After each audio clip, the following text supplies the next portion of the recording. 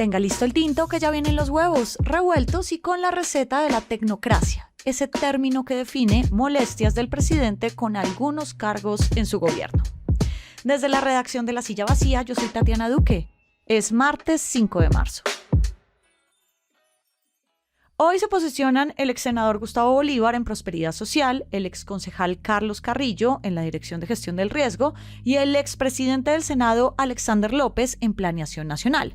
Son 3 entidades de alta capacidad técnica que van a estar en manos de 3 hombres convencidos del proyecto del presidente. Llegan ahí por eso y porque representan la crítica permanente del presidente a la tecnocracia, que la asocia, como muchos colombianos, con gente que estudió en universidades de élite, que está alejada de la realidad, de los territorios y que basa todas las decisiones en cifras muy frías. Hoy hablamos de la receta de la nueva tecnocracia que quiere tener el presidente.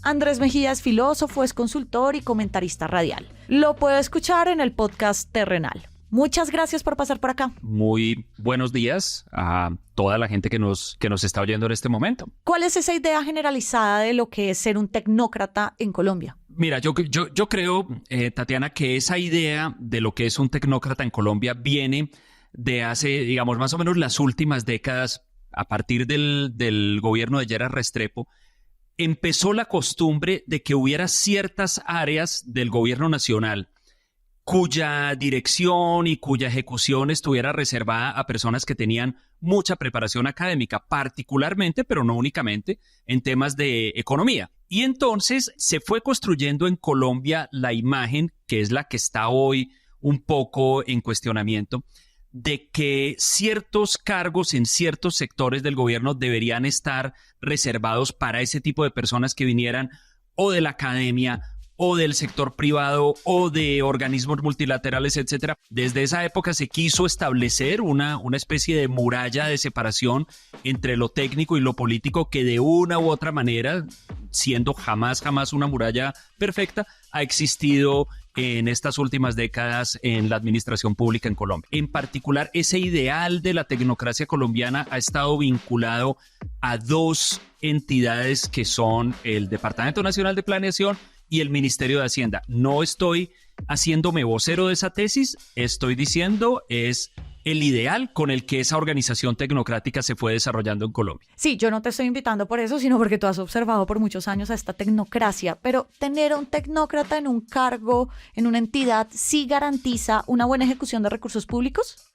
Yo creo, Tatiana, que al elegir la tecnocracia en lugar de la política, en esto no hay soluciones perfectas, entonces es como cuestión de escoger la combinación correcta de ventajas y desventajas. ¿Qué ventajas tiene el manejo político, por así decirlo? Uno podría pensar en principio que el manejo político tiene más conexión con las necesidades de la gente, puede de alguna manera ayudar o garantizar como la legitimidad pública de ciertas políticas.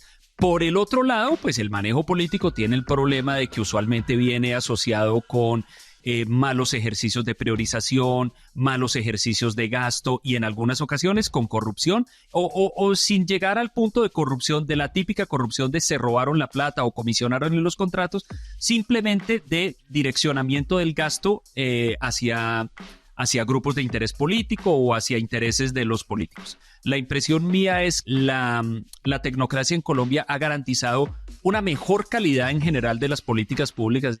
La contracara de eso es que sí se pierde en ocasiones conexión con ciertas necesidades de la gente, con cierto querer de la gente, pero sobre todo, probablemente la tecnocracia construye a su alrededor una imagen como de frialdad y de indiferencia. La impresión que da es que estos son unos economistas formados en universidades extranjeras que no solamente no conocen al país, sino que son indiferentes al sufrimiento y a las necesidades de la gente del campo, de los pobres, de las ciudades, etcétera, etcétera. Ese es el imaginario, pero como los imaginarios son en política factores causales, entonces está ahí y ha sido importante. ¿Y tú crees que ese es el pecado original para que el presidente se cansara de la tecnocracia? Yo me hago un par de hipótesis. La primera es que yo creo que todo esto empezó con una ansiedad muy profunda del presidente y es la ansiedad de sentir que sus anhelos de transformación del país no se están materializando en realidades. Pero el segundo paso, Tatiana, yo creo que es que el gobierno está llegando a un momento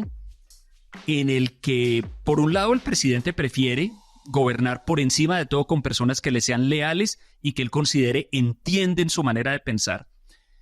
Pero de otra manera, yo creo que el presidente ha empezado a renunciar a gobernar el país. ¿En qué sentido? Que creo que cada vez más el acento de todas las acciones del gobierno se va del campo de juego de la política pública al campo de juego de la política, al campo de juego de los mensajes, de los conceptos, de las discusiones. Y entonces, en ese sentido, el presidente hace como dicen en inglés, un statement, una declaración de principios, porque el campo de juego de la política pública no es un campo en el que él esté particularmente calificado y parecería que no le gusta jugar. Está jugando en el campo de la política y poniendo a políticos en estos puestos, cosa que no es nueva. A ver, en Prosperidad Social en la época de Iván Duque pasó Susana Correa, que venía del Senado, y también Pierre García, quien ahora está imputado por corrupción y había sido congresista. Entonces, ¿qué hay de malo con un director como Gustavo Bolívar, por ejemplo, ahí? Particularmente, mi impresión es que la opinión pública en Colombia es supremamente exigente con la preparación, sea académica o sea por la vía de experiencia, de las personas que llegan a altísimos cargos. Entonces, por ejemplo, Gustavo Bolívar no tiene antecedentes de corrupción, pero la gente está inquieta porque no tiene preparación académica. O Alexander López. Alexander López es una persona que tiene una trayectoria pública muy larga, pero en otros ámbitos, y entonces la gente dice, ¿cómo va a manejar planeación nacional alguien que no sabe de economía? Y así vamos uno por uno. Es decir, yo creo que la idea de que lo que la gente quiere es políticos y activistas en la cabeza de las entidades está exagerada, creo que es básicamente falsa. Yo creo que aquí nos estamos confundiendo en el punto de la dirección de las entidades. Yo tengo la idea de que ahí a esa dirección de esas entidades no tienen que llegar necesariamente técnicos en economía, en política pública. Tiene que llegar gente que sea técnica, si se quiere, en dirección de organizaciones. La dirección de las organizaciones es toda una técnica que estamos en mora de incorporar de manera mucho más intensa en la política pública colombiana. Bueno, a partir de hoy arranca el periodo de estos tres políticos en estos puestos que para el presidente son clave. ¿Qué esperas que cambie o que mejore? ¿Cuál es el escenario que ves? Yo no creo que la ejecución y la actividad ejecutiva de la política pública en Colombia vaya a mejorar con estos nombramientos, básicamente porque yo creo que el problema está en otra parte. Yo creo que el problema es un problema ejecutivo de mucha mayor dimensión que arranca en el presidente de la República. Esto no es de estar cambiando a este y a este, sino de cambiar la manera como se está concibiendo la actividad ejecutiva del gobierno en Colombia. Hay algo que me ha llamado la atención y es que empezando el año 2024, muchos observadores daban por sentado que lo que venía era una especie de toma, de entrega del gobierno a los grupos políticos en el Congreso, asegurar el paso de las reformas mediante concesiones a los grupos políticos. Pero me parece muy interesante porque parecería ser una decisión estratégica del gobierno de incluso sacrificar sus posibilidades en el Congreso en pos de tener una mayor integridad de grupo, de movimiento, de ideas, de propósito. Andrés, muchas gracias por pasar por acá. Muchas gracias a ti por esta invitación, a toda la audiencia de Huevos Revueltos, que sé que es inmensa. Entonces me voy a desayunar, con permiso. Y arranca el día con estas movidas. Hoy en versión libre va a ser escuchado el presidente de Ecopetrol, Ricardo Roa, en el Consejo Electoral, que investiga la financiación de la campaña que gerenció, la del presidente Gustavo Petro. Salvatore Mancuso quedó en libertad. Una jueza decidió conceder este beneficio al ex paramilitar que tiene pendiente casos e imputaciones en la justicia ordinaria y en la transicional. Y la fiscalía va a imputar a un mayor de la policía por intimidar a Marelvis Mesa, la ex niñera de Laura Sarabia.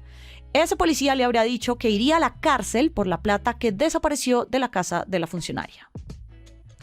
Todas las movidas de poder están al aire en lasillavacía.com, en las redes y en el en vivo. Y por acá cada mañana estará listo su desayuno político favorito. Con la producción de Fernando Cruz y de Juanita Escobar, yo soy Tatiana Duque. Nos escuchamos mañana.